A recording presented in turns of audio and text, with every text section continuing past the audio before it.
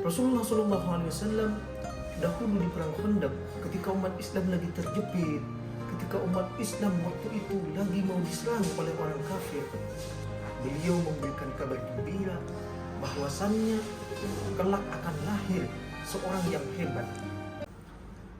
Assalamualaikum warahmatullahi wabarakatuh. Alhamdulillahilladzi hadana lihadza wa ma kunna linahtadiya laula an hadanallah. Wassalatu wassalamu ala Rasulillah wa ala alihi wa sahbihi wa man wala. Amma ba'du.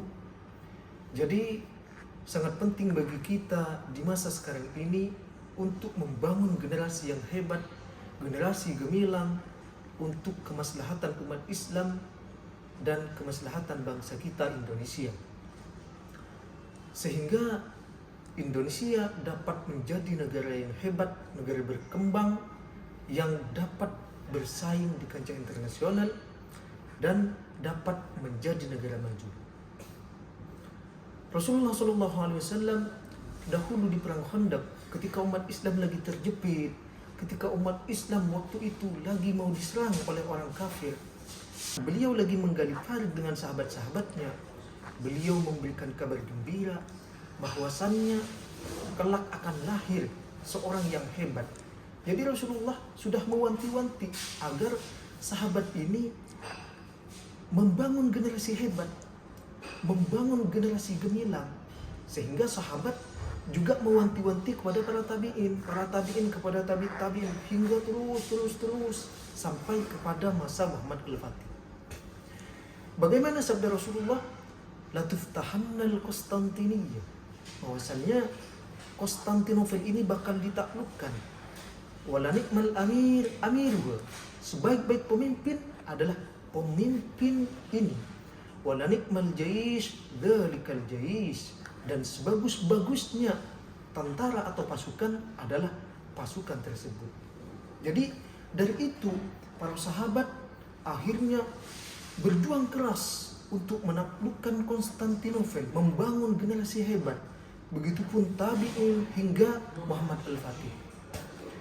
Disinilah hebatnya keluarga Muhammad Al-Fatih, yaitu memberikan dorongan yang disebut dengan silap esdim, memberi rasa percaya diri kepada Muhammad Al-Fatih, memberi rasa bangga kepada Muhammad Al-Fatih bahwasannya Muhammad Al-Fatih ini akan menaklukkan Konstantinopel. Begitupun Rasulullah memberikan silap esdim, rasa bangga, rasa percaya diri kepada umat Islam bahwasannya kelak umat Islam akan menjadi umat yang hebat, umat yang kuat. Oleh sebab itu, seperti yang kita tengok masa lalu kita bagaimana, umat Islam bagaimana, begitu hebat, begitu gemilangnya. Jadi kita sebagai umat Rasulullah SAW, penerus Rasulullah SAW dan para sahabatnya, wajib mencontoh Rasulullah SAW, yaitu membangun generasi yang hebat, membangun generasi yang gemilang, yang dapat menjawab tantangan zaman. Sehingga Indonesia, Islam pada umumnya akan merasakan dampak positif dari persiapan dan perubahan yang akan kita bangun. Di sini kita akan memberikan beberapa tahapan. Jadi bagaimana membuat generasi gemilang itu? Yang pertama, tahapan pertama ialah mempersiapkan sosok ayah dan ibu yang terbaik. Jadi gimana? Gimana cara mencari suami yang bagus, mencari istri yang terbaik? Itu tahapan yang pertama. Sedangkan tahapan yang kedua yaitu tahapan mulai sejak dari kandungan hingga tahapan melahirkan. Itu tahapan yang kedua. Sampai masa kanak-kanak, yaitu mulai usia 0 sampai usia 12 tahun. Sedangkan tahapan yang ketiga yaitu tahapan remaja. Di sini sangat penting sekali, yaitu mulai usia 13 tahun sampai 25 tahun.